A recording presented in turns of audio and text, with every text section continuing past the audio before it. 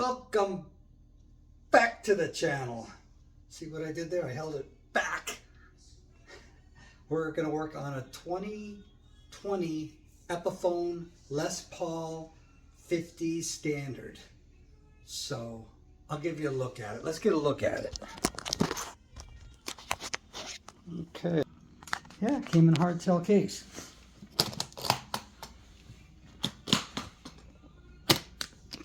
Come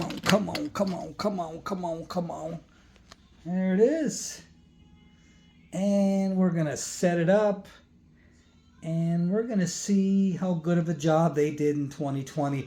Actually, I had a Epiphone Les Paul not that long ago. And it had a lot of high frets. The neck was a mess. It played awesome when it was done.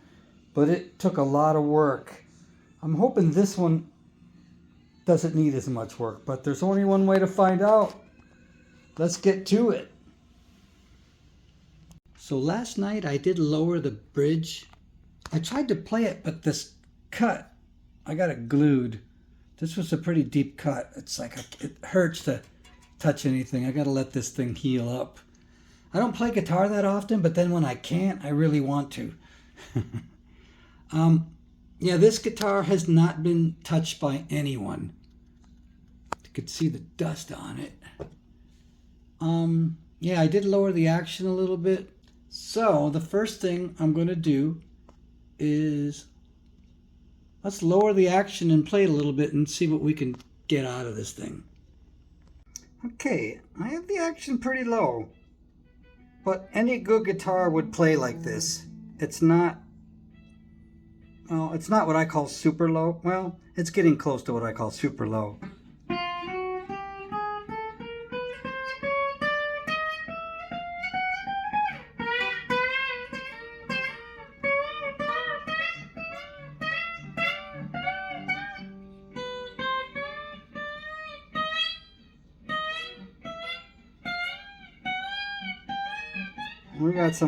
There's some high frets for sure.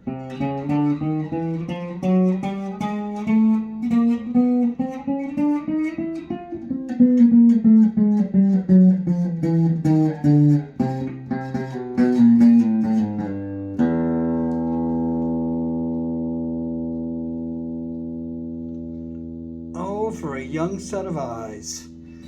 All right, the first thing we're gonna do. This is what we're gonna do, peoples. We're going to. Man, these are scratchy. Oh my Lord. Take it apart. Take the strings off. Make the neck straight. We're gonna deal with all these sharp edges. And of course, we're gonna mask it off, and we'll figure out tall frets. I'm not even going to put it over there now because I'm pretty sure, well, let's do it. It's not like you got anything better to do, right? Or you wouldn't be here with me. No, I'm only kidding. Let's just see what's happening here. I'll just go up the center.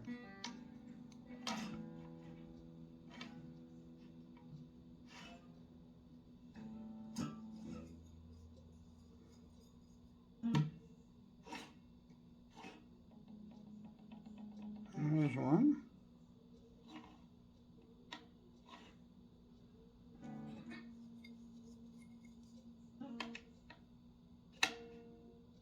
There's a one. There's one. That one's pretty high. That's rocking.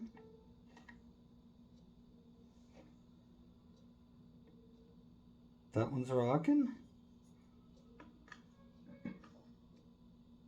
That one's rocking. That one's rocking. But a lot of times it may rock here near the center, but not rock here. It's not like a high fret is always high all the way across. Sometimes it's only down here or in the middle or down here. Sometimes it's all the way. So yeah, just like I thought. I can just about see this one's high. I think it is, this one. Yeah. All right. I watched a video Trogley's video on this guitar, 2020, and he asked about that hole in there. Mine's got the same hole. Okay, so looks good.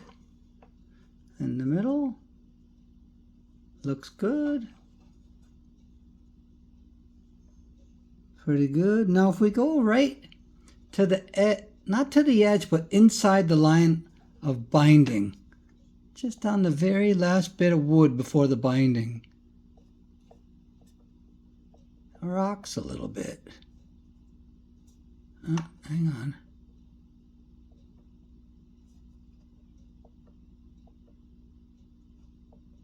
Just a little rocking, see that?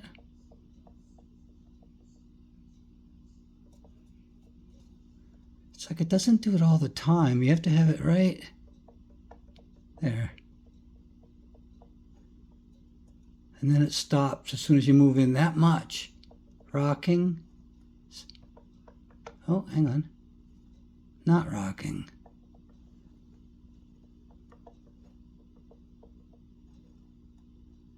Then it stops. Probably won't matter because I'll end up, if I have to, I will just dress all of the frets. But one thing's for sure, a little bit of a difference there. So I'm going to mask everything.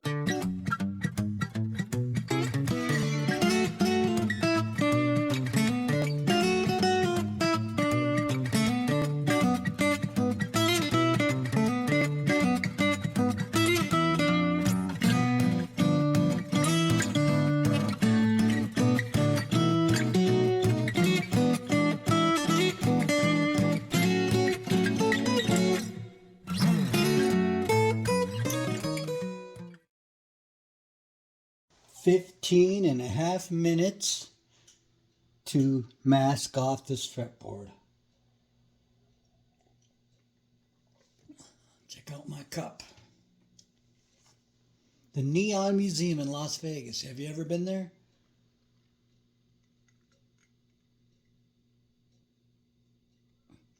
Anyway,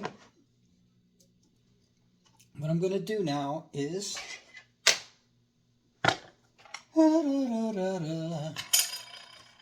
look for high frets, and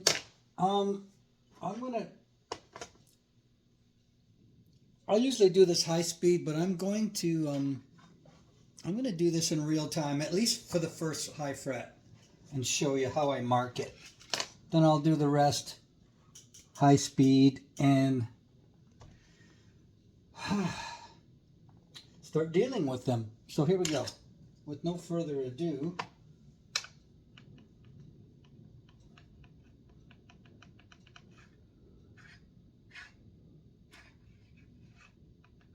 hear that? It's right just at the edge. And here I'm going to get my feeler gauge ready. Now it has to be 0.02 of an inch or more to really affect the playability. If it's 0.02, if it's 1/1000 of an inch, and then you make it so it's level with the rest of the frets, you don't really get lower action. It doesn't work that way. And if you take a file and file all the frets, thinking I'll get all the high frets, sometimes there's still high frets after filing. It's weird. So I never do that. I don't file them. So I'm going to get out 2,000, 3, 4, and 5. And let's just see what this first one is. I don't think it's 2,000s.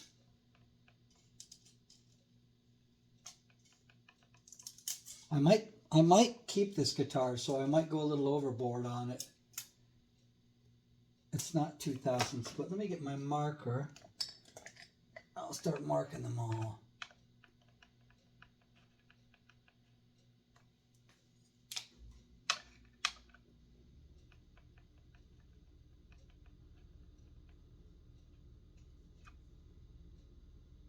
Yeah, if it's a guitar of mine, sometimes I just do it even though it won't make a difference. I'm just kind of anal about, you know, making it as good as it can be. That's pretty bad right away. You're hitting high frets.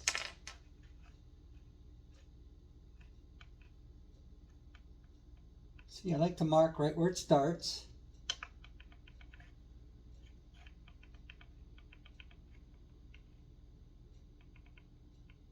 And it ends right about there. What about over here? Okay, so let's... I don't think that's 2000. See, oh, is it? Almost 2000s. Yeah, the Muse that I had, it was brutal. It had a lot of high frets.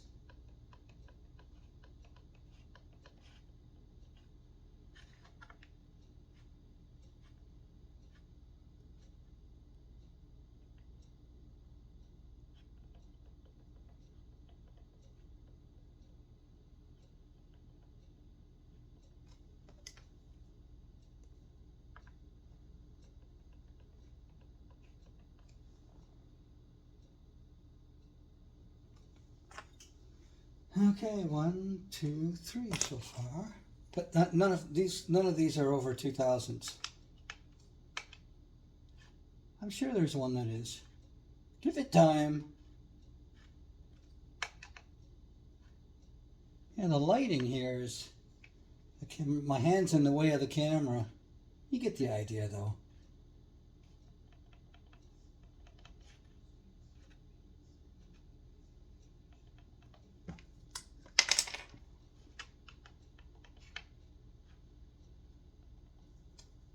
No, my lord. Although, why I'm here, I want to just try my 2000s in there.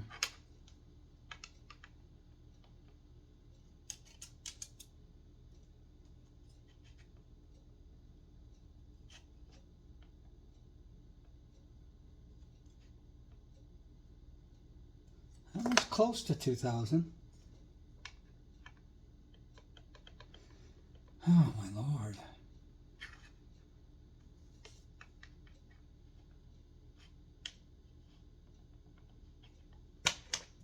This thing's going to dry out.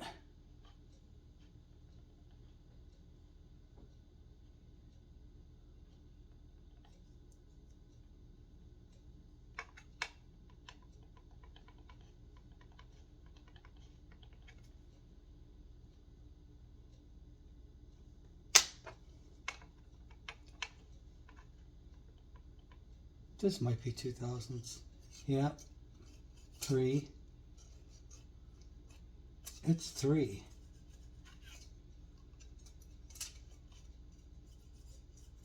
Alright, so I'm going to put down 3 here. Okay, so you get the picture, right? So I'm just going to finish off the rest of these and then I'll get back to you. Hold position. I'll be back to you in a second. 16 high frets. Oh my God. So it's right up there with the Muse that I did, that I owned. It had more than this. It had more than 16. It was just a nightmare. This is kind of a nightmare too. Now, you see the numbers? You see 3, 3, 3? That's 3/1000ths of an inch. And I don't even know what that number is supposed to say. I think it's 2 plus. So it's a pretty thick 2. I'm coming up on 3. 3, 3. Oh my lord. 3. This is... wow. I'm going to wear out my fret rocker. Well, might as well get started, huh? What do you call a drummer in a 3-piece suit? A defendant. Okay. Now, if you haven't been here before, I just want to show you how I deal with the high frets. See the rocking? I take some really fine sandpaper, I sand it a little bit, I keep checking it. I sand it a little bit more, I keep checking it. Once it's even, I move on to the next one. Then I take a finer grade of sandpaper and dress all the frets lightly. I always want to take off the smallest amount of fret wire. I'm always totally trying to preserve fret height like an endangered species. So anyway, oh boy, this is going to be a while. Let's high speed it.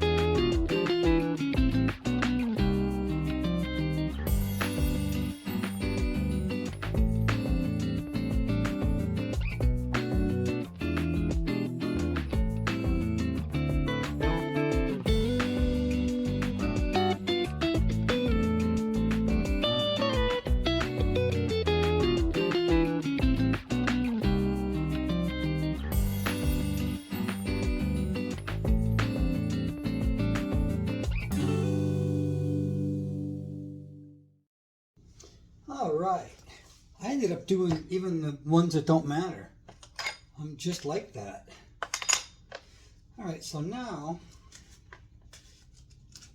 I'm going to go from 800 up to 3000. And I'm going to use my radius block. Do I have it out already? Man loses radius block. News at 11. Where is the darn thing? Here it is. And I'm pretty sure that this is 12, should be a 12-inch radius, but I'm going to check it just to make sure. Just to make sure. Yep, it's 12, it's 12, it's 12. Actually, before I do this, I'm going to do the fret ends because they're gnarly.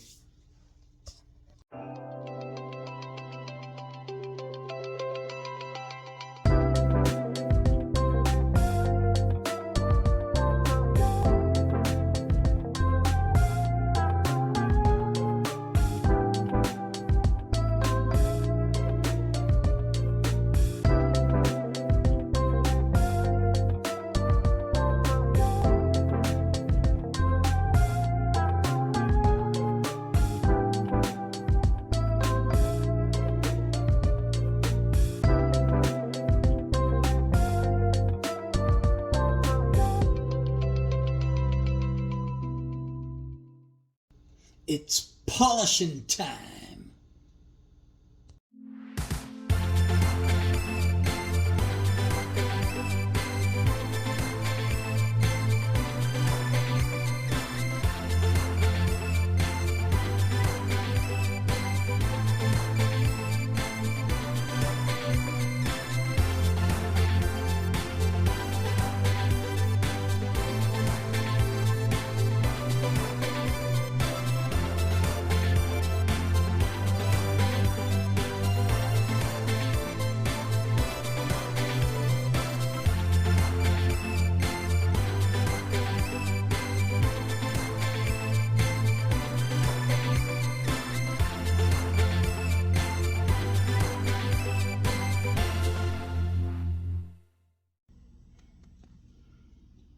Blinded by the frets. Oh, I did that the last setup. The nut just fell out. Plastic. A little bit of glue in there. Probably see a little bit of the glue in there. All right, so I kind of want to look in these two cavities and then just put the stuff back. I kind of know what I'm going to see, but I'm just curious.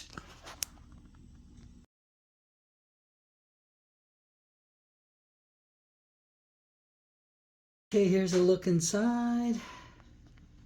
Look inside here. Here's something people like to argue about. Long tenon. I remember Trogley saying that the Gibson didn't have it, but whatever. And here, if you look, you could see a line here. But isn't there another line here? Is that the part with the flame on it? I would have thought it would be like paper thin veneer. But I still understand why you have two separate pieces of maple. Huh, interesting. All right, put it back.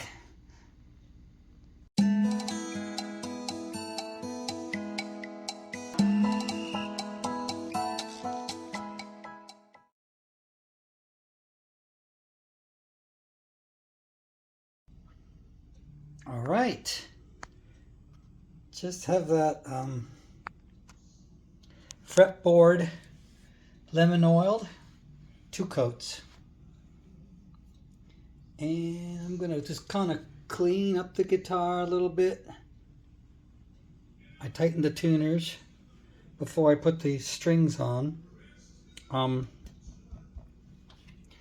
I'll put some glue that might actually hold, because Epiphone couldn't. Or maybe before I do that, I'll make sure everything's tight over here. Make sure all the pots are tight. They usually need to be tightened. Ooh, those come off easy. Wow. Come off real easy. Yeah, I'll give these a tighten. Oh my Lord, maybe I'll have to put a little piece of paper in each one. You got to be careful trying to spread these out with like a screwdriver, because sometimes they'll snap. So it's just easy to put a little piece of paper over them. Boom.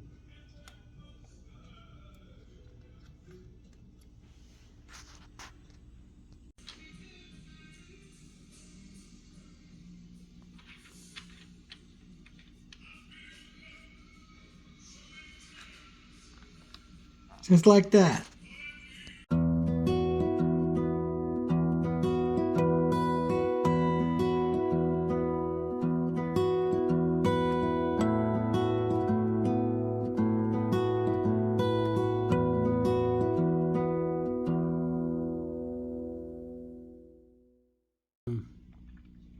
The nut. Let's cut it.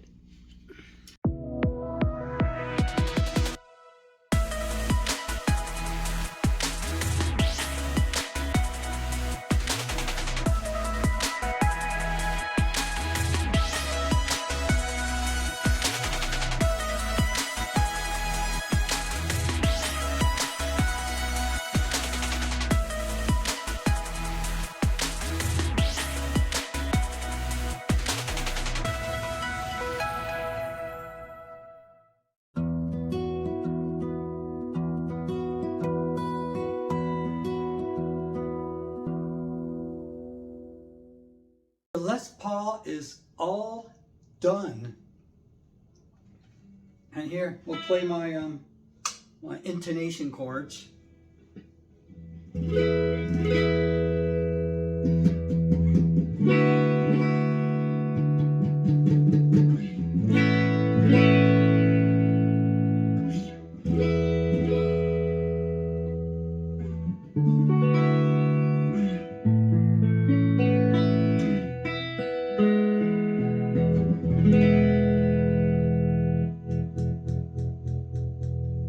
She's done and plays nice and easy. I will give you a look at the action. Here, I'll bring the camera yonder here.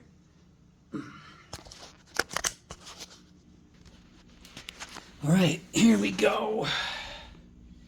The nut is cut to 12 thousandths. Like I've been doing it a little. Usually I would do it at 11. Lately I've been doing it at 12, a little bit bigger. At the 9th fret, the relief is about 4 thousandths of an inch.